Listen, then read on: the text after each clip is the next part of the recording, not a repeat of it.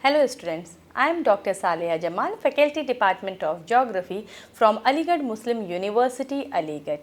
I am here with the course Climate Change Vulnerability and Adaptation, and today's topic of discussion is Paris Agreement 2015. As you know, in this week we were discussing about the different agreement summits that the UNFCCC had under the Conference of Parties like Kyoto Protocol, Paris Agreement. So let us start today's class. When we talk about Paris Agreement, it is also one of the Conference of Parties that were set under UNFCCC, in which the decision making bodies used to meet every year to evaluate, to frame out certain strategies to reduce the greenhouse emission in order to control the ongoing climate change. So Paris Agreement is also a groundbreaking international accord which was adopted in 2015 at the 21st Conference of the Parties. That's why it is known as COP21, because it is the 21st meeting of the Conference of Parties under the United Nations Framework Convention on Climate Change, UNFCCC. So this thing you have to remember, student, this Paris Agreement which was held in 2015 and it was COP21, means 21st meeting of UNFCCC, and this climate accord or conference, 21st Conference of Parties, was under the UNFCCC. So this thing you have to memorize. Paris Agreement represents over the overall global community. It almost incorporated all the countries of the world, and it has induced a comprehensive effort in order to address the climate change by reducing the greenhouse gas emission and also by enhancing the resilience to the climate impacts. When I talk here the term resilience, student, it means to devise certain infrastructure, certain means which can withstand with the extreme effects of the climate change. That is, we call it developing resilience. So Paris Agreement talked about the efforts to address the climate change, particularly by reducing the greenhouse gas and secondly by enhancing the resilience. So you have to remember this: reducing greenhouse gas emission and enhancing resilience. If you remember about the Kyoto Protocol, which we already discussed in the previous lecture, according to this Kyoto Protocol, which set the binding targets mainly for the developed nations, that how much greenhouse emissions they are allowed for. So they have set some binding targets under the Kyoto Protocol. But if we see the Paris Agreement, if we analyze the Paris Agreement, it involves all the countries, unlike the Kyoto Protocol which only in Paris Agreement. The first objective of the Paris Agreement is to limit global temperature rise. This was the almost, we can say, the focal point of each and every conference of parties, and Paris Agreement also continued the same, limiting the global temperature rise. It had framed out that the primary goal of this summit is to limit the global warming at least to well below 2 degrees centigrade if we compare it above pre-industrial levels. From pre-industrial level, what were the limits of the emissions, or so what were the limit of the temperature? At least it should be maintained below 2 degrees centigrade. While pursuing efforts to limit the temperature increase 1.5 degrees centigrade, that we should effort, according to this agreement, the objective set was that we should effort to maintain the temperature increase only up to 1.5 degrees centigrade. But the limit set was that the temperature rise should not be more than 2 degrees centigrade. It should not be more than 2 degrees centigrade. While pursuing 1.5 degrees centigrade, which was a threshold, it is very much important for minimizing the different catastrophic impacts of the climate change. Particularly, we can say the vulnerable nations, vulnerable ecosystems, and for the vulnerable communities. The second important objective was to reduce greenhouse gas emission. If we will reduce greenhouse gas emission, then only it will be possible to control the temperature rise, global temperature rise. So, in order to reduce greenhouse gas emissions, countries are required to set their own NDCs, which is the main focal theme of this agreement. This agreement talks about that the countries should have their own nationally determined contribution, not like Kyoto Protocol in which binding targets were set. Here the different thing is that countries should have their own nationally determined contributions, means each and every country should outline their own objectives, own goals, their own plan in order to reduce the greenhouse gas emission. As there is no binding commitments like Kyoto Protocol, the results will be fruitful as planners have thought to be, but it is not in reality. If we talk about the contributions are non-binding, but the main thing here, the contributions will be reviewed after every 5 years, means what the countries have set their plan, what the goal they have set, and what are the strategies they have followed to achieve this goal. Everything will be reviewed for each and every nation after every 5 years, with the expectation the countries will enhance their ambition over time in order to reduce the greenhouse emission. So, this was the second major objective. Example such as through reforestation or carbon capture, means through reforestation we can increase the carbon sinks, means the carbon which is emitted, that can be second half of the 21st century. That was the main target of Paris Agreement. So, this goal is often referred as net zero emission. Why? Meaning that emission produced are either offset by removal or reduction strategies. Means removal, you can give the example of carbon capture, storage, and for reduction you can give example of reforestation, afforestation, etc. So, this was the third major objective. Fourth one, the Paris Agreement talked about the enhanced adaptation effects.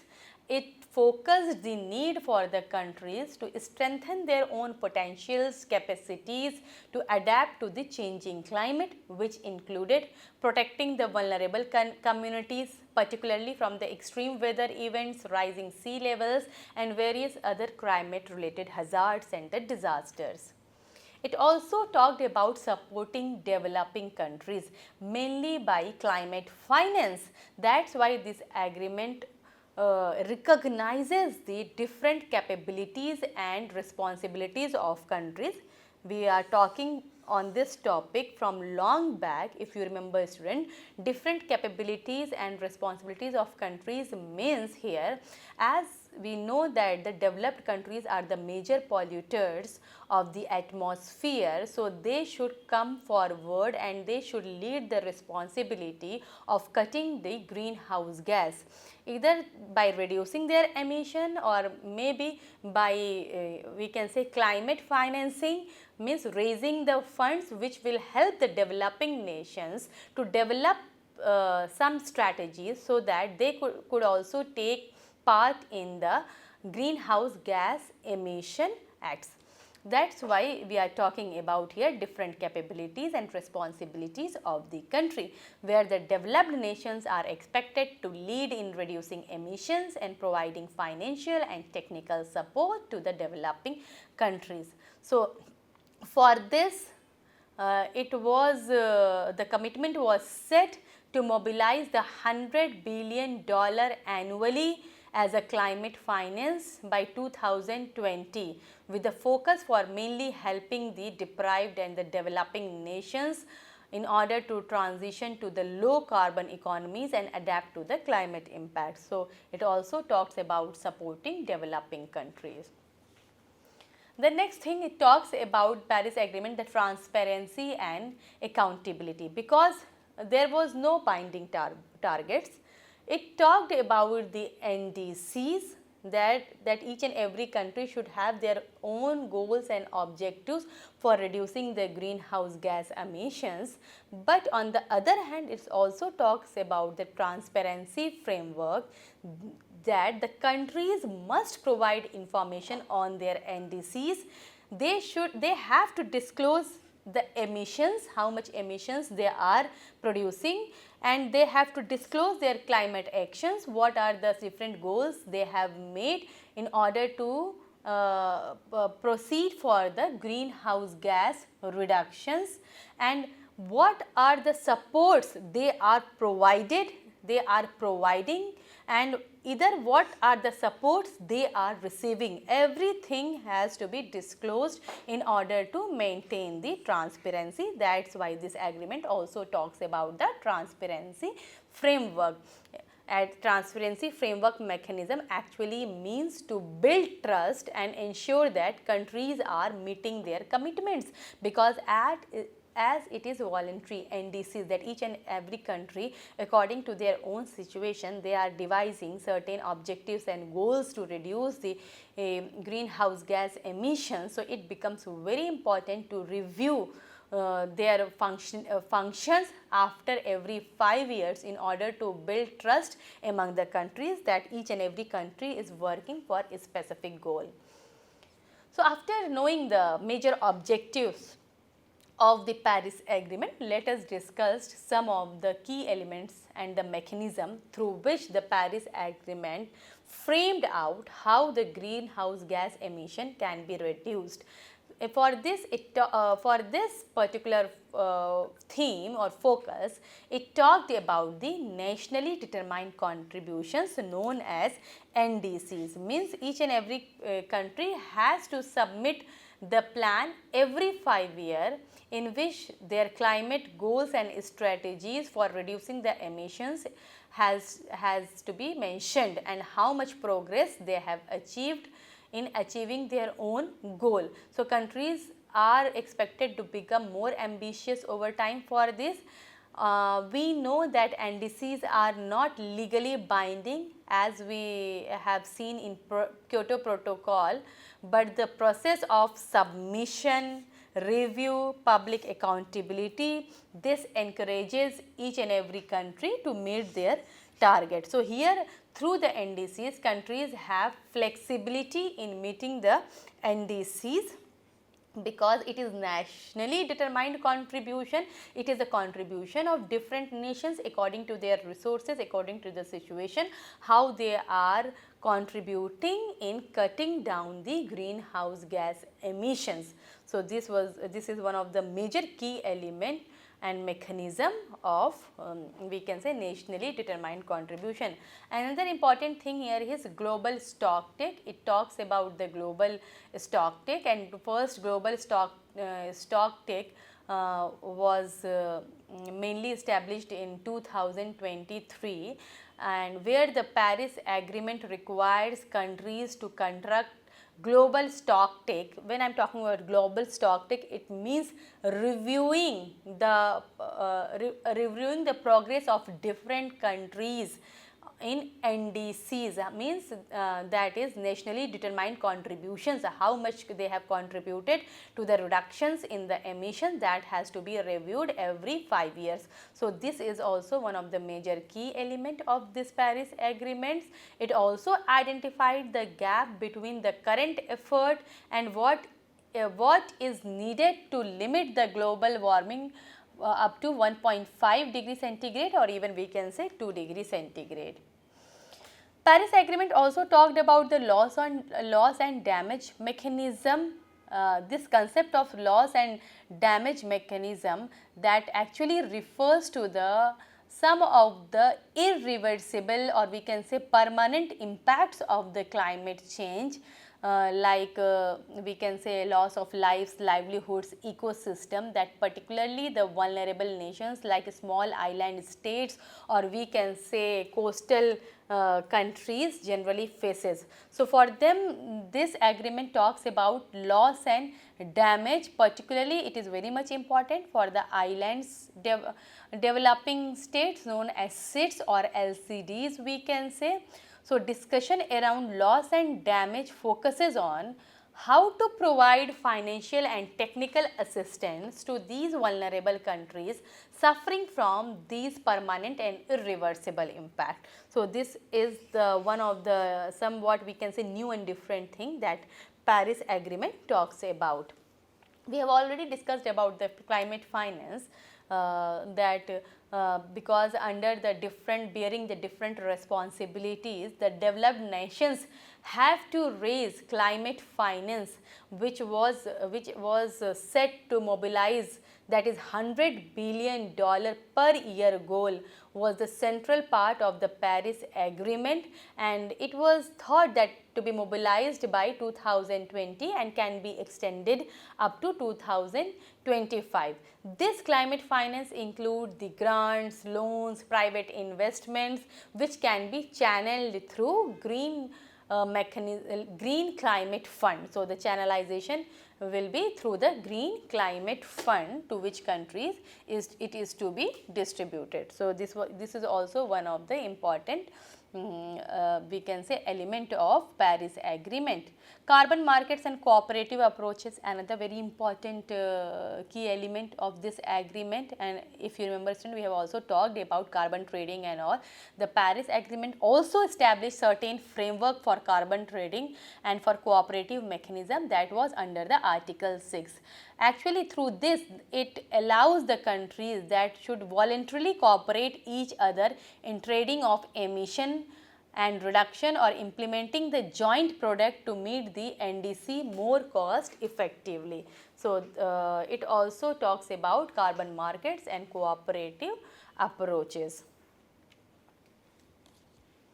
So, what are the progress and challenges this Paris Agreement faced?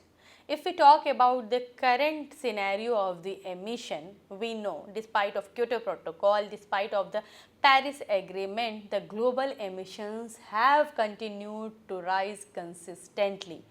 If we interpolate according to the recent assessment which states that the world is not on the track to meet 1.5 degree centigrade or even the 2 degree centigrade target. So, according to the current policy, it is stipulated that the global temperature will rise by 2.7 degree to 3 degree centigrade by the end of the century, which will lead to severe repercussions and climatic impacts. So, it can be said that current emissions is not on the track, it is not following the track of several COPs, summits, whatever we can say. There is a lot of ambition gap, because when we have said nationally determined contribution, it depends upon the ambitions of the country, how ambitious they are to cut down the emissions in order to achieve the goals of the NDCs. So, this was one of the biggest challenge and gap between the countries, that current NDCs and what is needed to meet the Paris Agreement goals. Many countries' current pledges even fall short of the necessary emission reduction if we talk about. Again, if we see the climate finance gap, because the Paris Agreement talks about raising $100 billion climate finance every year up to 2020, and which can be extended up to 2025, but these raising of $100 billion annually have fallen short of this target. That is to be noted. This is one of the major gap we can say. So, particularly the failure to meet this financial commitment has eroded the trust between the developed and the developing countries, making it harder to achieve global cooperation. There were several even political challenges also, because of political shift, that is the key challenge to address the climate change, either we can say nationally or globally. For example, you can say the United Nations, we know that it is one of the largest greenhouse gas emitter and which withdrew from the Paris Agreement in 2017 under the presidency of Donald Trump, but rejoined in 2021 under the presidency of Joe Biden. So, certain political shifts also pose challenges for achieving the goals of these summits. That's why the shifts in the national policies, especially in major emitting countries, the developed countries, that affects the global momentum of the climate action to a greater extent.